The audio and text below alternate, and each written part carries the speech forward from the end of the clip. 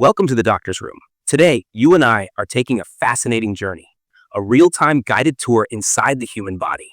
Think of it as riding a tiny submarine through one of nature's most intricate passageways. This is an upper GI endoscopy, a safe, routine medical procedure, but also an incredible opportunity to see the body in action. What lies beyond each bend of the scope?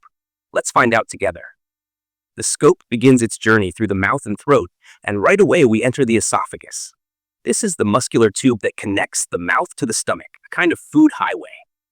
Look closely at the walls. Smooth, pale, and folded like the ridges of an accordion. These folds allow the esophagus to stretch for large bites, then contract again, always flexible and resilient.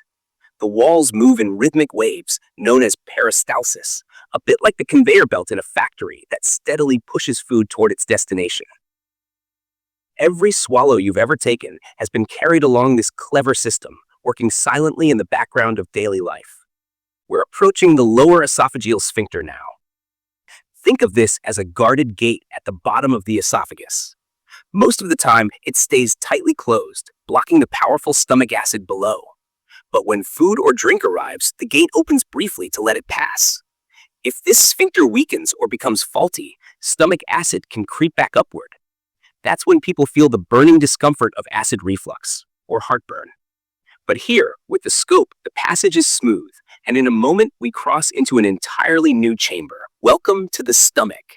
This is the mixing bowl of the digestive system, a spacious muscular sac designed to churn and dissolve what we eat. Notice the folds in the lining, called rugae.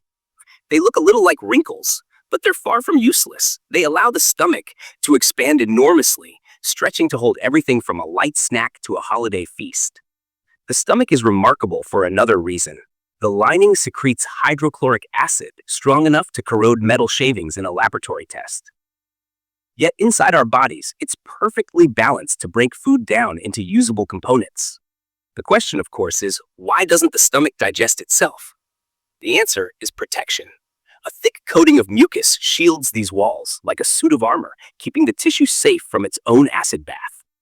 When that protective layer is compromised, irritation or even ulcers can form. That's why endoscopies are so valuable. They allow us to detect early signs of trouble long before they escalate. As we travel deeper into the stomach, you can see how it isn't just a static pouch. It squeezes and stirs, transforming food into a creamy liquid mixture called chyme.